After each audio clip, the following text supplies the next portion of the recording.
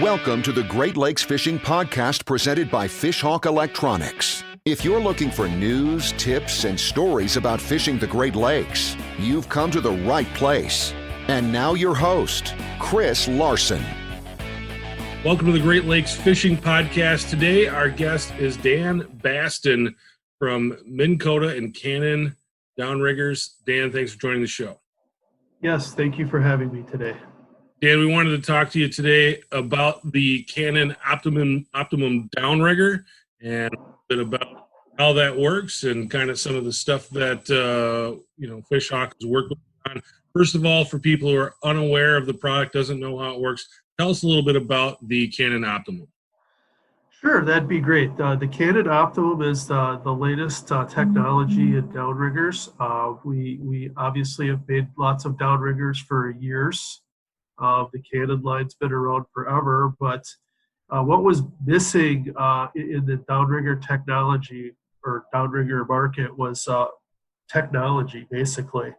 And the Optimum Downrigger brings that into the downrigger fishing market. So we have things like Bluetooth, color display,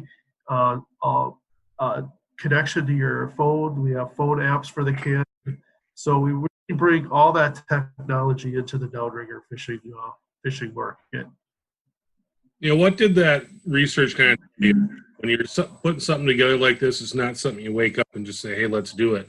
That's a great question. So the way we developed the product really was we did a fair amount of market research. That includes going out and visiting a lot of the charter captains.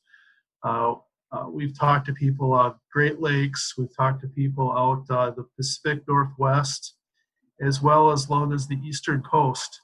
And we gathered all their feedback from them. Hey, what are you guys looking for in a product? What's going to help you catch more fish?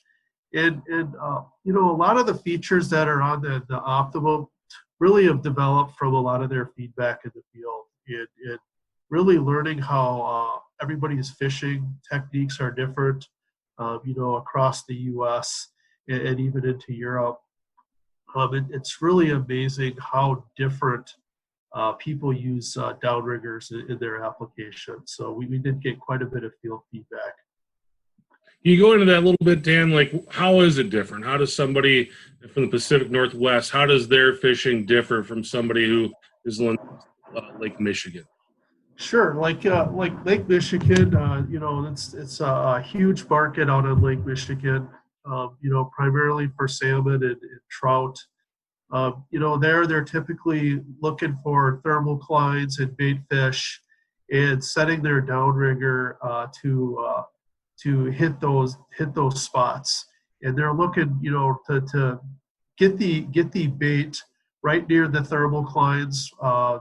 Typically the salmon are in slightly colder water, and the bait fish are in the slightly warmer water, and the salmon will come out of the cold water and snap at the bait fish. So you want to pull your lure right there along that thermocline, and that's how they're catching fish on the Great Lakes. You go out to somewhere like the Pacific Northwest, specifically Puget Sound, there's a lot more tidal currents going on. Things are stirred up a lot more. And you don't have that thermocline fishing. So you do see a lot of different techniques out there. They even though the water's deep, in some of the shallower areas, they will use features like bottom tracking, which will hold your bait a specific height off the bottom of the lake. They'll do that, and then they'll start driving into deeper water. Obviously, the downrigger will stop at some limit there. But you'll see techniques like that. But primarily, they're just looking for fish on the finders, talking to their buddies, and figuring out, fishing colors and fishing depths and water temperatures. So different techniques there. You went out, took a look at how people were using their downriggers, how people were using the equipment, and then went to the drawing board as far as putting this together. How do you take that information and start building a product? Yeah, we have a very large group of technical staff, both from the electronics technology and a big part of that is including groups that are specifically used for doing industrial design and user interface design. So we bring all of these ideas to the table between hardware, electronics, software, and the usability of a product, and we get that very large group of people together, and we start talking about all of the features or all of the ways people start to fish.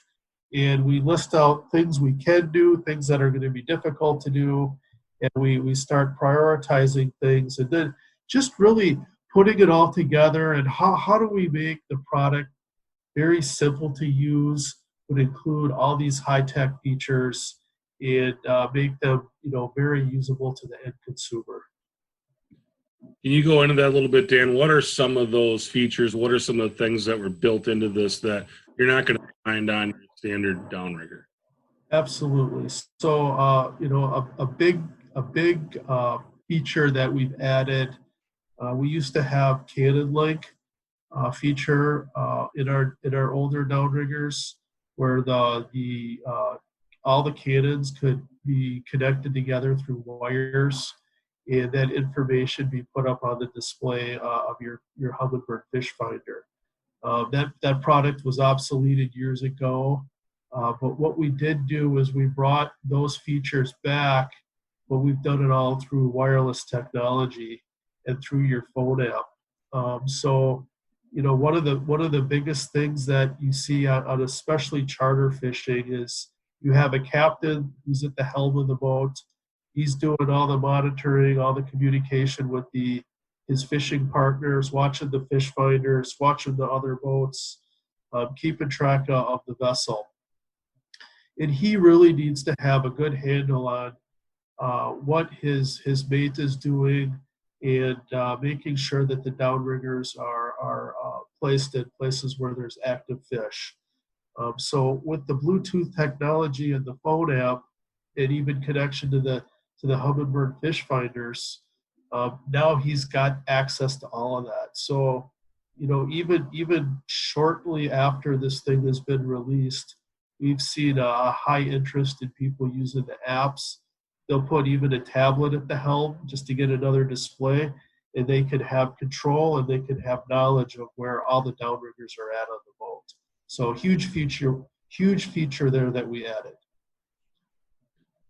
Yeah, you talked a little bit about that bottom tracking as well. How does that work, and how did you guys come up with that?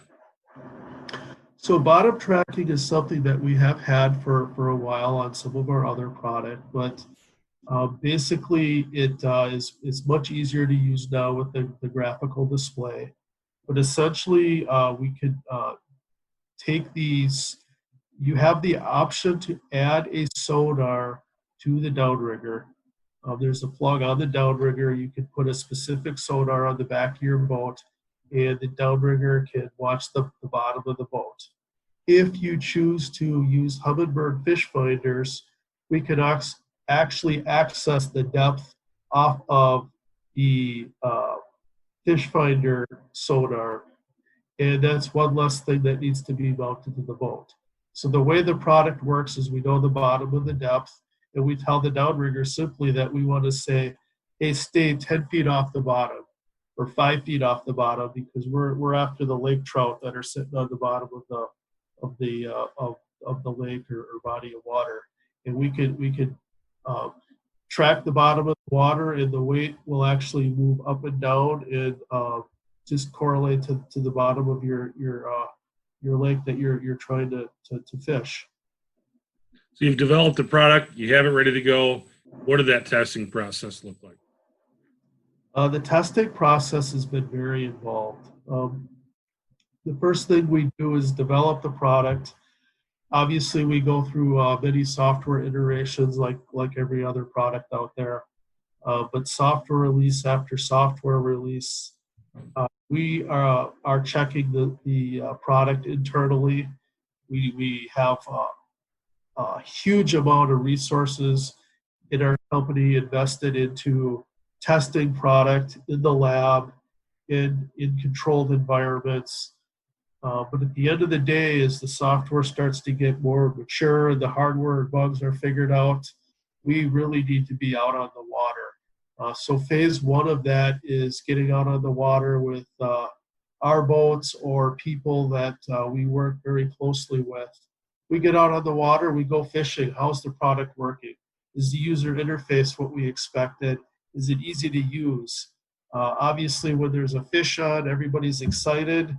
Do the controls on the product still make sense? Yes or no? And the engineering team will take that feedback and we'll come back to the office again and roll that into future software changes. After we feel that we have a solid product, then we start a typical field test application or process. And we will contact maybe pro staff that we work with or people that we know very well in the field. We've worked with them in the past, and we go out to their boats. We help them install this on their boats. We go out in their boats with them, and we show them how to use the product, how to be effective with the product. Again, review their fishing applications. Okay, what's your immediate feedback? We take that, we record it, and then we leave the product there, and we check in with them. That part of the requirement of field tester is we get feedback every week. What do you think? What features are you using? Which features are you not using, and why? And we go through that. We track it all, and we collect all this from multiple users. And do we have the right product? Do we need more changes going forward? So we have a pretty extensive test program. You worked with Fishhawk Electronics on this project. What was it like working with them, and why did you choose Fishhawk to work with to put this product together? Sure. So the Fishhawk has a temperature sensor probe for telling you the true depth of the ball, the downrigger weight, and the speed of the current at the weight. One thing with downrigger fishing that you learn is moves that weight floats back behind the boat due to the drag of the cable, and so that's what we mean by knowing the true depth of your downrigger weight. So Fishhawk does have a probe and a product that does that, and quite honestly, they're the gold standard. Here at Johnson Outdoors, we pride ourselves in high quality products, in products that work well in the field and are easy to use. And Fishhawk is the gold standard in that type of technology, and they were the clear choice of someone to work with to integrate their product into our product, so it all works as a system.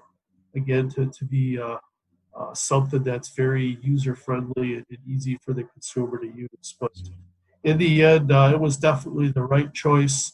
Working with Fishhawk has been great.